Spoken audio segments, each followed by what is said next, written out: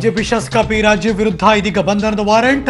ಕೋರ್ಟ್ಗೆ ಹಾಜರಾಗಿಲ್ಲ, ಹಾಗಾಗಿ ಬೆಂಗಳೂರಿನಲ್ಲಿರುವ ಜನಪ್ರತಿನಿಧಿಗಳ ಕೋರ್ಟಿಂದ ವಾರೆಂಟ್ ಜಾರಿಯಾಗಿದೆ. ಯಾಕೆಂದರೆ 2016ರಲ್ಲಿ ಕಾಂಗ್ರೆಸ್ ಮುಖಂಡ ಶ್ಯಾಮ್ ಘಾಟ್ಗೆ ಮನೆಗೆ ನುಗ್ಗಿ ಧಮಕಿ ಹಾಕಿದ ಪ್ರಕರಣಕ್ಕೆ ಸಂಬಂಧಪಟ್ಟ ಹಾಗೆ ಶಾಸಕ ಪಿ ರಾಜೀವ್ ವಿರುದ್ಧ ಬಂಧನದ ವಾರೆಂಟ್ ಜಾರಿ.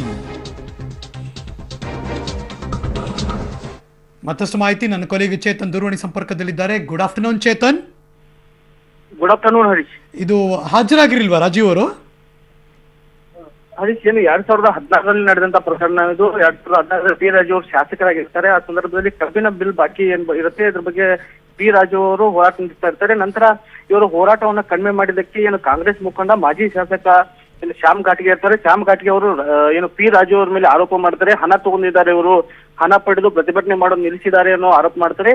ಹೀಗಾಗಿ ಪಿ ರಾಜು ಅವರು ಇದ್ರ ಬಗ್ಗೆ ಚರ್ಚೆ ಮಾಡೋಣ, ಅಭಿವೃದ್ಧಿ ಆಗಿರ್ಬೋದು, ನಾನು ಹಣ ತಗೋದ್ರ ಬಗ್ಗೆ ಬಹಿರಂಗ ಚರ್ಚೆ ಮಾಡೋಣ ಅನ್ನೋ ಎಂದು ಅವ್ರ ಮನೆಗೆ ಹೋಗ್ತಾರೆ, ಘಾಟಿಗೆ ಅವ್ರ ಮನೆಗೆ. ಈ ಸಂದರ್ಭದಲ್ಲಿ ಆಮಂತ್ರಣ ಪತ್ರಿಕೆ ನೀಡೋ ಸಂದರ್ಭದಲ್ಲಿ ಅವರು ಮರಳಿ ಬರ್ತಾರೆ. ಆದ್ರೆ ಗಲಾಟೆ ಆಗುತ್ತೆ ಅಂತ ಹೇಳಿ ಏನು ಶ್ಯಾಮ್ ಘಾಟಿಗೆ ಇರ್ತಾರೆ, ಶ್ಯಾಮ್ ಘಾಟಿಗೆ ಕುಟುಂಬದವರು ಪಿ ರಾಜು ಅವರ ಮೇಲೆ ಪ್ರಕರಣ ದಾಖಲಿಸ್ತಾರೆ. ಏನು ಅವಾಚ್ಯ ಶಬ್ದಗಳನ್ನು ನಿಂದನೆ ಮಾಡಿದ್ದಾರೆ, ನಂತರ ಜಾತಿ ನಿಂದನೆ ಮಾಡಿದ್ದಾರೆ ಅಂತ ಹೇಳಿ ಪ್ರಕರಣ ದಾಖಲಿಸ್ತಾರೆ.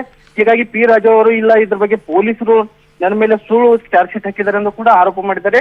ನ್ಯಾಯಾಲಯಕ್ಕೆ ಹಾಜರಾಗದೆ ಇರುವ ಕಾರಣ ಏನು ಬೆಂಗಳೂರಿನಲ್ಲಿರ್ತಕ್ಕಂಥ ಜನಪ್ರತಿನಿಧಿಗಳ ನ್ಯಾಯಾಲಯ ಇದೆ, ಹೀಗಾಗಿ ವಾರಂಟ್ ಜಾರಿ ಮಾಡಿರ್ತಕ್ಕಂಥದ್ದು. Harish, thank you so much Chetan ಈ ಕ್ಷಣದ ಮಾಹಿತಿ.